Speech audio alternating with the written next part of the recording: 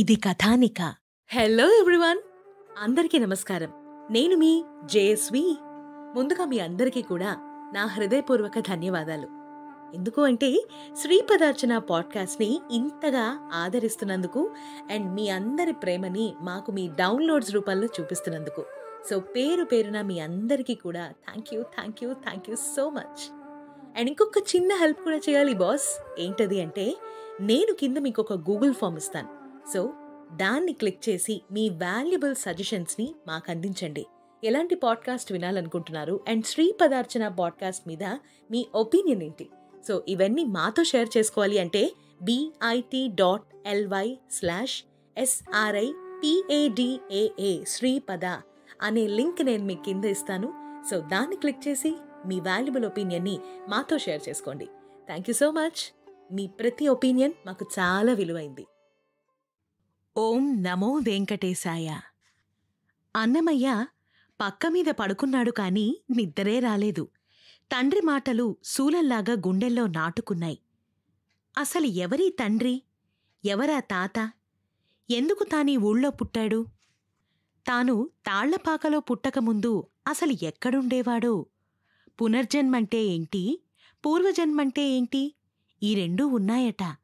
అసలవేమిటో తెలిస్తే బావుండు అని అన్నమయ్య చాలా ఆలోచిస్తూ దీర్ఘంగా అలానే అలసిపోయి నిద్రలో జారుకున్నాడు.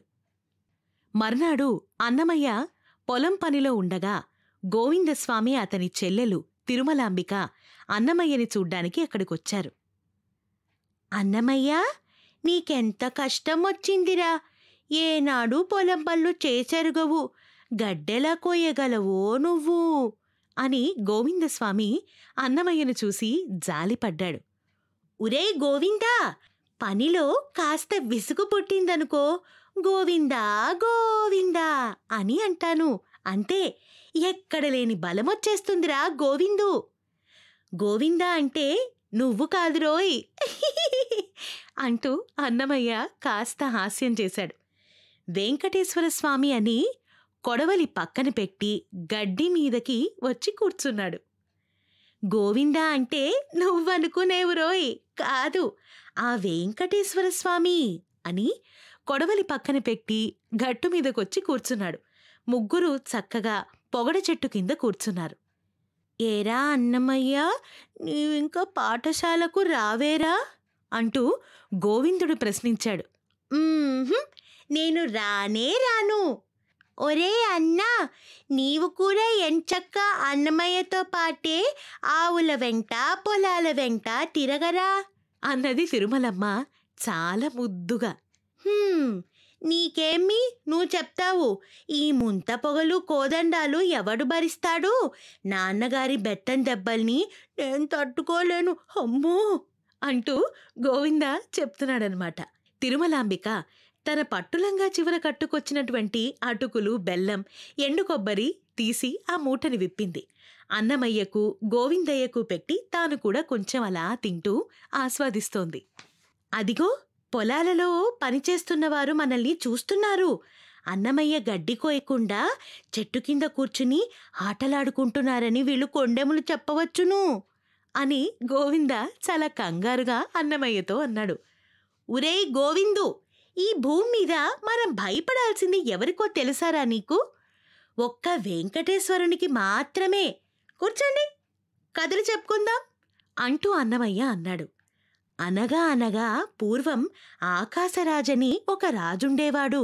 అన్నమయ్య తాను లక్కమాంబ వల్ల విన్న పద్మావతి పరిణయ కథను గోవిందుకు, తిరుమలమ్మకు చెప్పాడు.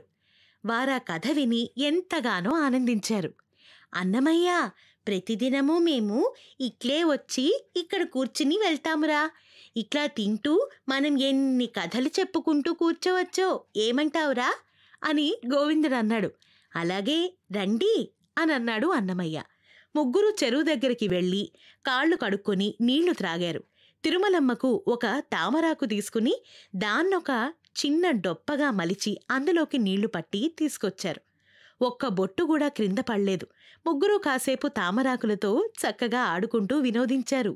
తర్వాత గోవిందు, తిరుమలమ్మ ఇంటికి వెళ్ళిపోయారు.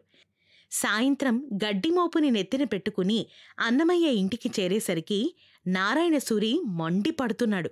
వీడిని పొలానికి పంపించింది శిక్ష అనుభవించడానికి కాని హాయిగా కూర్చుని అచ్చమ్మ పొచ్చమ్మ కబుర్లు చెప్పడానికి కాదు. వాడికి రాత్రి తిండి పెట్టకండి, దెబ్బకు దెయ్యం వదిలిపోవాలి అని చాలా కోపంగా ఎంతో ఉక్రోషంతో తిడుతున్నారు. తండ్రి మాట విని అన్నమయ్య ఆ రాత్రి పస్తు పడుకున్నాడు. ఇంతకీ అసలు నాన్నగారికి ఇంత కోపం రావడానికి నేనేం చేశానబ్బా అని అన్నమయ్య ఆలోచిస్తూ ఉన్నాడు. చదువుకోకుండా తిరిగే అన్నమయ్యతో ఆడుకోవడానికి గోవిందు, తిరుమలమ్మ వెళ్తున్నారన్న కబురు నారాయణసూరికి పంపించాడు. మీ పిల్లల్ని అదుపులో పెట్టుకోండి.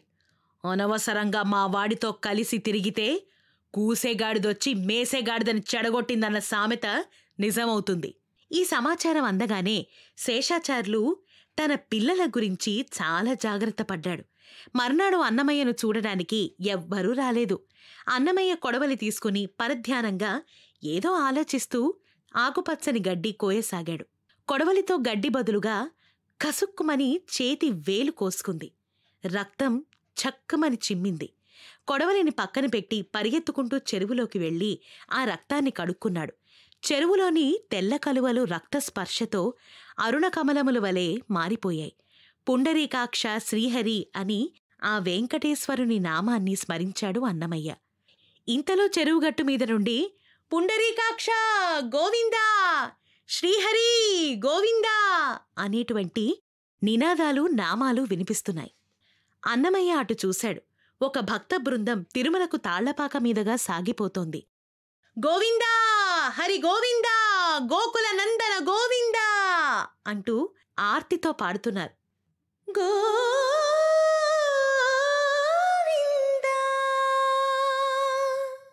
గోవిందా హరి గోవిందా, ఆశ్రితవత్సల గోవిందా, గోవిందా హరి గోవిందా, ఆశ్రితవత్సల గోవిందా, పుండరీకాక్ష గోవిందా, శ్రీ గోవిందా, జయ గోవిందా అంటూ భక్తజనం చక్కగా బృందగానం చేస్తూ అటువైపుగా సాగిపోతూ ఉన్నారు. అన్నమయ్య చేతిలోని కొడవలిని పొలంలోనే దూరంగా విసిరేశాడు. భజన బృందం వెంట పడ్డాడు. వారితో పాటు సంకీర్తనలు చేస్తూ అలా సాగిపోయాడు.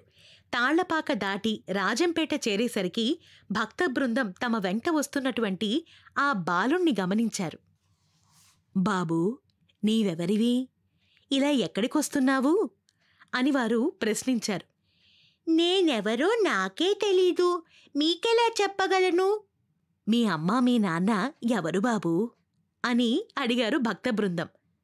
మా తల్లి పేరు పద్మావతి, మా తండ్రి పేరు వెంకటేశ్వరుడు. మీరు నా తండ్రిని చూడటం కోసం తిరుమలకు వెళ్తున్నారని తెలిసి మీతో బాటే బయలుదేరాను అని అన్నమయ్య చాలా గొప్పగా చెప్పాడు. ఓహో, ఇతనెవరో ఒక బాలభక్తుని వలె ఉన్నాడే. రానాయనా, మాతోరా, ఆ స్వామివారిని చూపిస్తాము అని ఒక సాధువు అన్నమయ్య చేతికి ఒక చిన్న తంబూరానిచ్చాడు. మరొక భక్తుడు తన జేబులో నుంచి చిరుగజ్జెలు తీసి అన్నమయ్య కాళ్లకు కట్టాడు. గజ్జలు గల్లు గల్లు మంటుండగా బాలకృష్ణుని వలె అన్నమయ్య వారి వెంట సంకీర్తన చేస్తూ ముందుకి సాగాడు. అలా వెళ్తూ వెళ్తూ మర్నాటికి అలిపిరి చేరుకున్నారు. అక్కడ నుండే భక్త బృందం విడిపోయింది. గ్రామదేవతను దర్శించి కొందరేమో ఒక పూటకు కొండ క్రిందనే అలా ఆగి విశ్రాంతి తీసుకున్నారు. మరికొందరు వెనువెంటనే ఆ గుట్టని ఎక్కటం మొదలుపెట్టారు. తంబూరా గజ్జెలు తిరిగి ఆ సాధువులు తీసుకుని వెళ్ళిపోయారు. కేవలం కట్టుబట్టలతో, కాళ్లకు చెప్పులు, వీటితో మాత్రమే అన్నమయ్య అలిపిరి వద్ద అలాగే మిగిలిపోయాడు. తల పైకెత్తి చూశాడు.